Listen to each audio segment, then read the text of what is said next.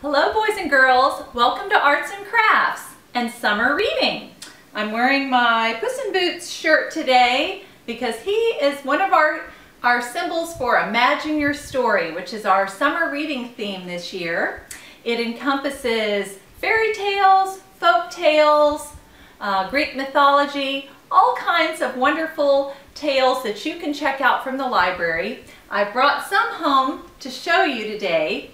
We've got Discover Gnomes, Halflings, and other wondrous fantasy beings. And in this great book by A.J. Sauter, you'll learn all kinds of information about the fictitious, wondrous fantasy beings that live in the forest, mostly. Brownies, centaurs, dwarves, elves, fairies, halflings, gnomes, merfolk, satyrs, tree folk. All of these little creatures are the fictitious beings that are in a lot of wonderful folk tales and folklore. You'll learn about the brownies, what they like to eat, where they live, what they like to do. Here are the centaurs. You know, they're half man, half horse. And it tells that they like to eat meat, grains, fruits, vegetables, bread, and cheese. And they can live about 75 years. So you'll learn all kinds of information about the elves and the little dwarves and the gnomes. This is a great book if you're interested in finding out about the little woodland creatures. And here's another book about gnomes, Go Big or Go Gnome. This one is written by Kirsten Mayer. And it's about a cute little gnome who lives in the garden, and he hasn't grown his beard yet, like all the older gnomes. And so he does all kinds of funny things to look like he has a beard when he really doesn't. And there's one page in here I wanted to show you. It shows how they live sometimes in the mushrooms. I don't know if you can see that picture very well, but it's a little house made out of a mushroom.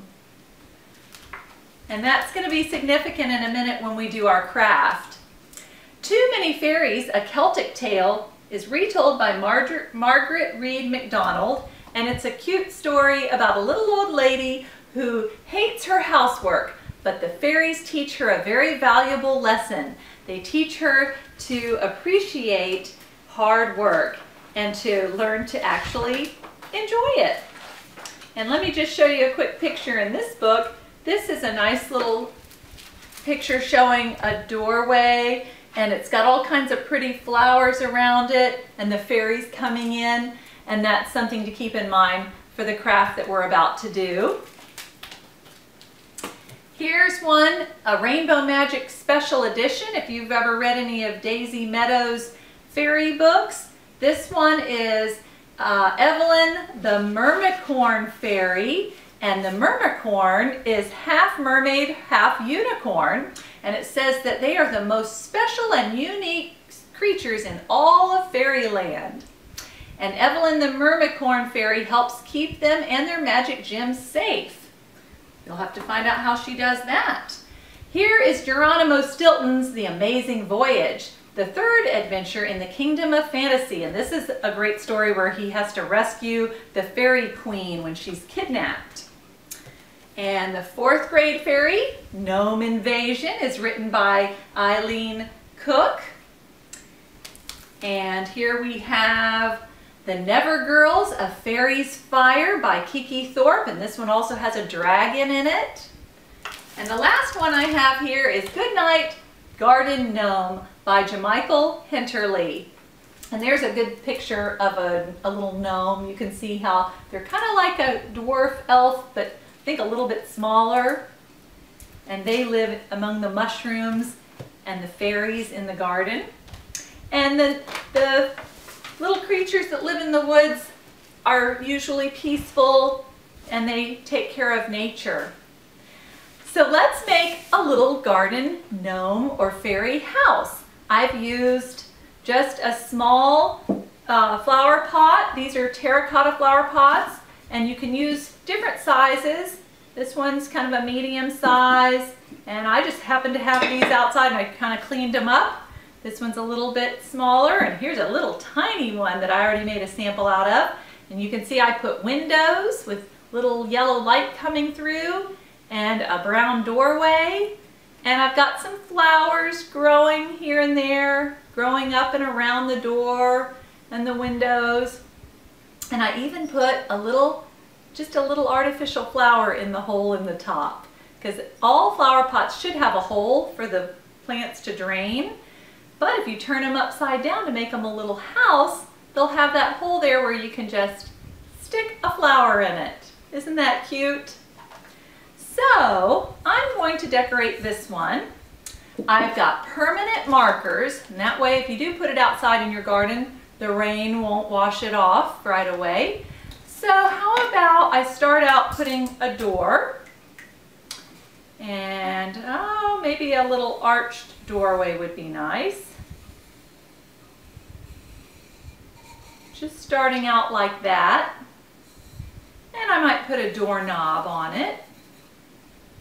And I could even make it look like it's made out of wood. Like that. And even do some little zigzags like they're knots in the boards. There we go. And then I might put some flowers growing up and over and around. And I've got different colors of green. I'm just going to kind of twirl it around, kind of like ivy. And then maybe take a dark green too. I was using light green. The dark green will probably show up better. And you can even have it growing over onto your door. Put some little leaves. And then I'll have to have some flowers.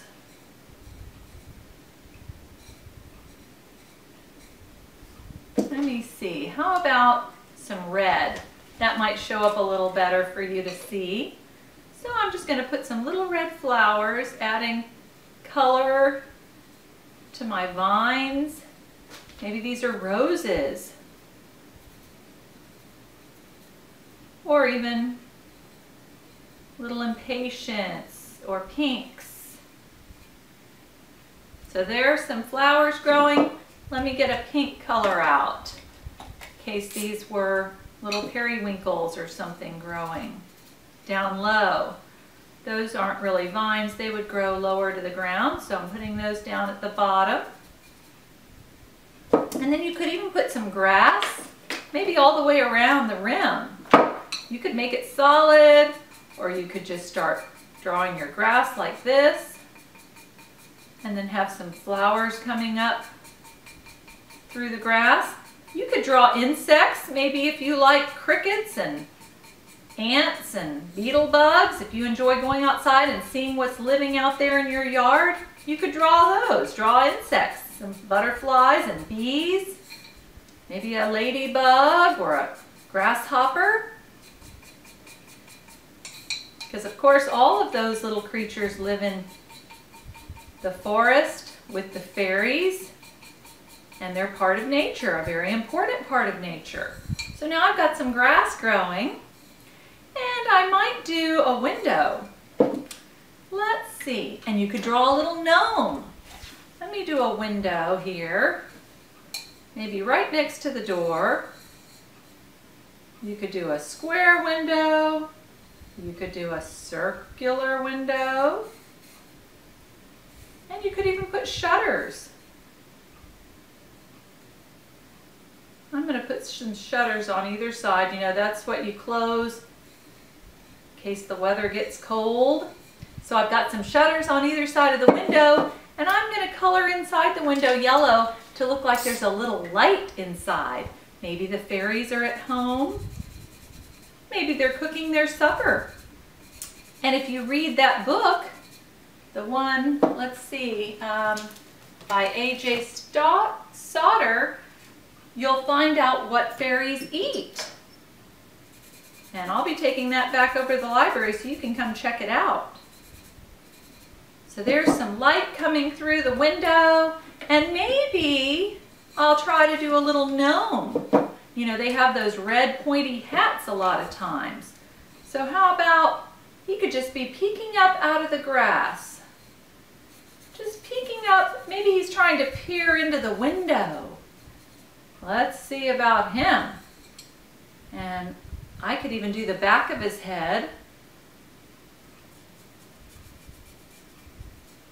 Here he is. You'll just be able to see his hat.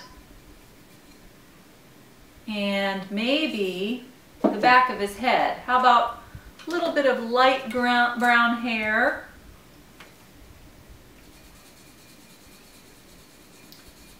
He's trying to get up and see what they're eating. He's going to peek through, coming up out of the grass. Or I could make that the front of his face, and so this way he's looking straight at you.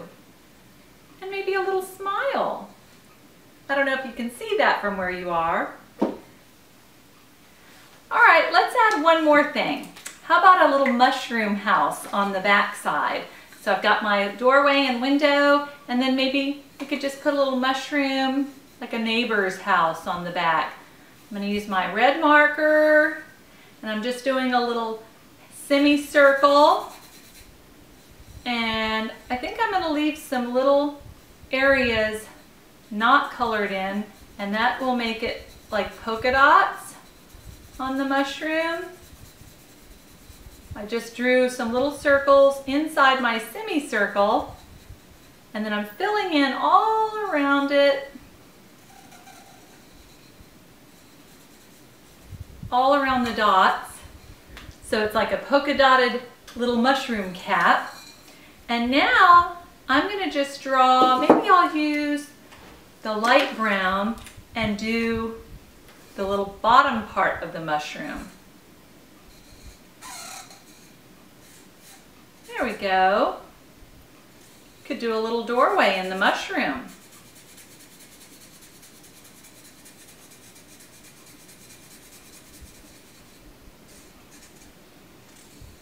All right. Now, have a mushroom with a little doorway and the polka dotted cap on it.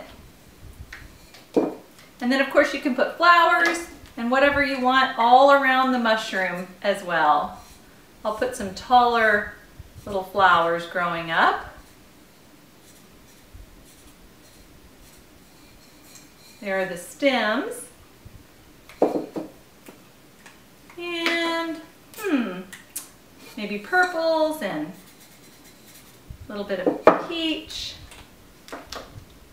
Let's see, how about a darker purple? And maybe some light purple.